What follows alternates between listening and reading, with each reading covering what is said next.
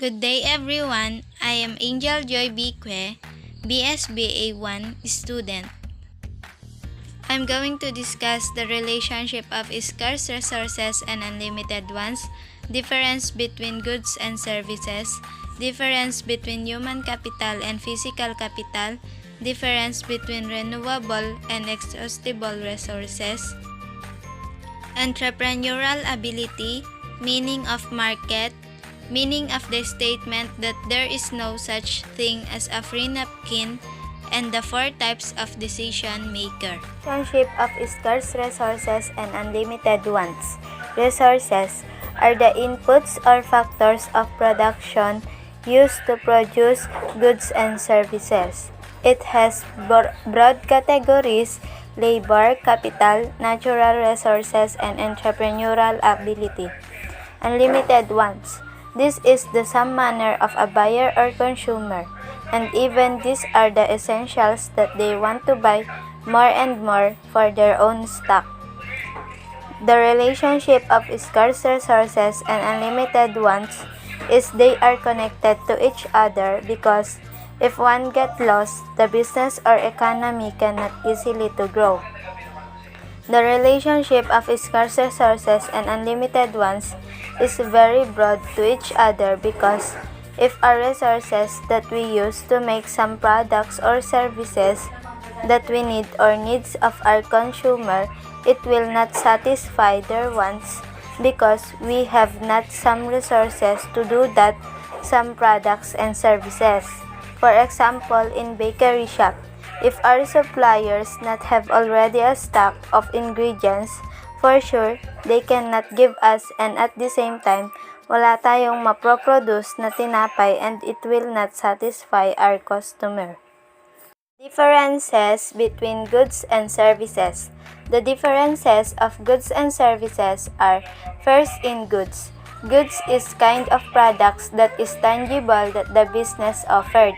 For example, clothes, foods, bags, shoes, and other tangible materials.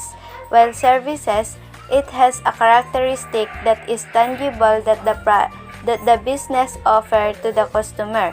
For example, information services, technological services such as computer shop, online teaching, and even in-personal teaching, and many more intangible that they offer in a business. Goods, it is a kind of product that they can easily be touched, and services, it is an offer of a one business that it can be performed, or in other words, it can be do it in personal and even in online. Differences between human capital and physical capital. Human capital consists of knowledge and skill people acquire to increase their productivity. Physical capital, it consists of human creations to produce goods and services. The differences between human capital and physical capital is: first, in human capital, it includes the idea or thinking of a person to discover some innovations in our economy, to share it in all, and in that way, they can have an income. For example, it can be through in a doctor, which in checking up only the one person. While the physical capital, it is the actual action, or in other words, it is the medium or technologies that the human create in both knowledge and action to produce goods and services. For example, computer, machines, cell phones, and etc. Differences between renewable resources and exhaustible resources. Renewable resources, these are resources can be drawn on indefinitely if used conservatively. For example, solar panel. Exhaustible resources does not renew itself and so is available in a limited amount. For example, gas. The difference between renewable resources and exhaustible resources is: first, in renewable resources, this is a kind of resources that have a long life range. It is a kind of resources also that can live without electricity and etc. For example, the solar panel. while exhaustible resources, it is a kind of resources that we should give more careful and we should not waste because it is limited thing to use. We should use it in a correct way or proper way. The difference between renewable resources and exhaustible resources is first, in renewable resources, it has a long lifespan to use, and in exhaustible resources, it can give short specific time only. What is entrepreneurial ability?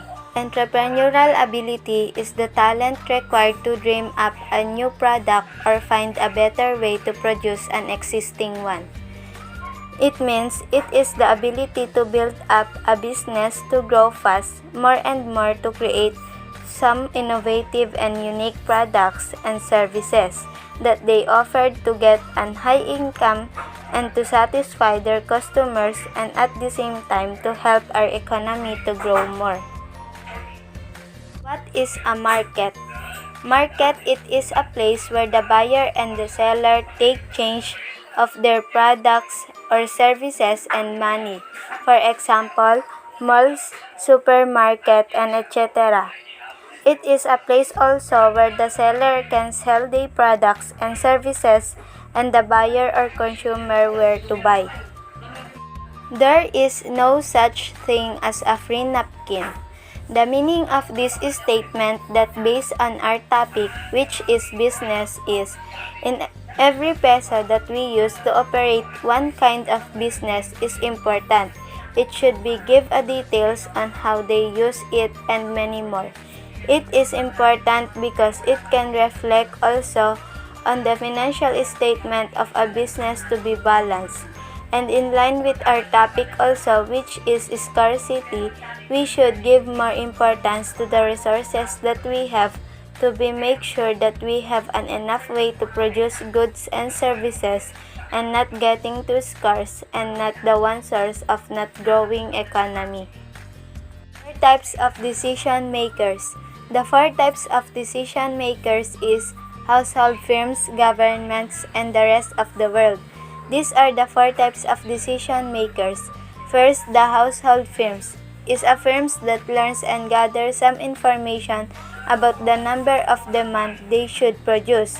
Governments is the public sectors who monitored all the firms or business establishments.